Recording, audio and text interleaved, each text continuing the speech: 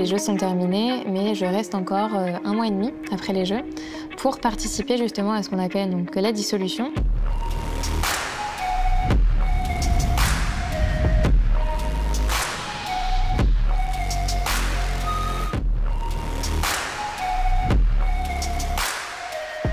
Un an et demi avant le début des Jeux, on pensait déjà à la dissolution. On sait que le budget des Jeux Olympiques, c'est un gros sujet. Et ben, il faut faire atterrir ce budget. Il faut clôturer les derniers comptes. Il faut trouver un liquidateur qui va prendre le relais. Quand on a commencé le projet, il y avait 100 collaborateurs au COJO. Pendant les Jeux, ils étaient 4500, mais après, les gens partent. Et donc tout ça, c'était un projet complexe à structurer, organiser, etc. Ça englobe tous les enjeux d'héritage, mais aussi les enjeux de clôture des contrats, pour accompagner toute l'entité Paris 2024 dans cette belle phase qui clôture cette belle aventure.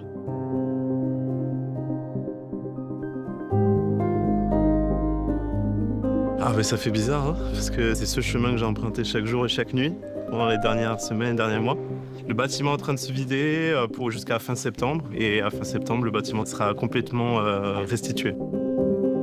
Ça va les gars? Prêt pour le dernier jour?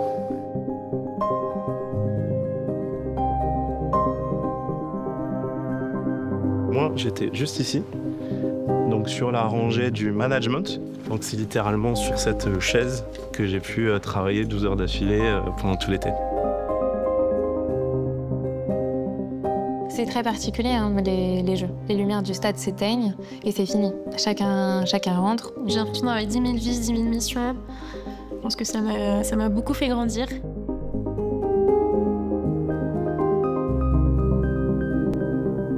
Ça s'est très très bien passé parce que nos métiers, notamment le consulting, mais pas uniquement, nos avocats aussi, nos personnes de deals et l'audit, ont mobilisé les bonnes ressources. C'est-à-dire qu'on a volontairement et systématiquement fourni des ressources de super bon niveau au COJO. Et parce qu'on avait cet engagement, parce qu'on avait cette implication, parce qu'on leur avait toujours délivré vraiment des super profils, ben ça s'est bien passé en fait.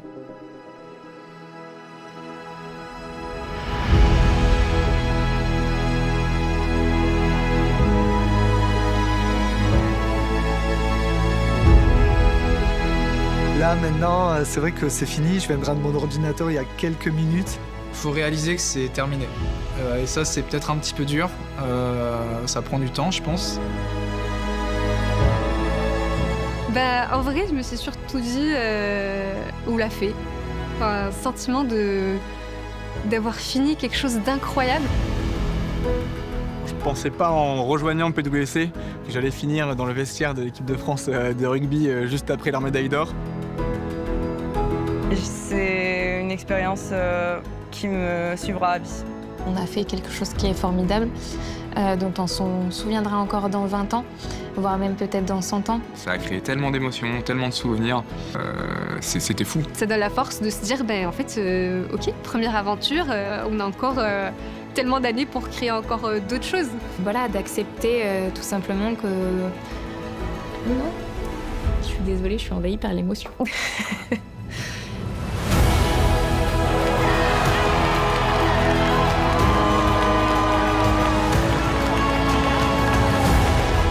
J'ai dit au début, l'enjeu c'était d'en faire un projet, le projet de tout le monde.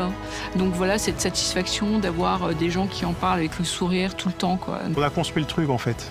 Et c'est aussi une fierté, c'est qu'on a construit, on a avancé, on a évolué. Et après, on a eu le résultat qui a été celui que tout le monde connaît. Je sais pas, parfois je me disais c'est comme un mariage, on passe des heures, des mois à préparer, puis ça passe à la vitesse de l'éclair. Voilà, j'ai un peu ce sentiment-là, mais avec le même sentiment qu'un mariage, c'est-à-dire qu'on en gardera un album, qu'on continuera à regarder avec plaisir pendant très très longtemps, et qu'à chaque fois qu'on feuillettera cet album, ça donnera beaucoup de sourires.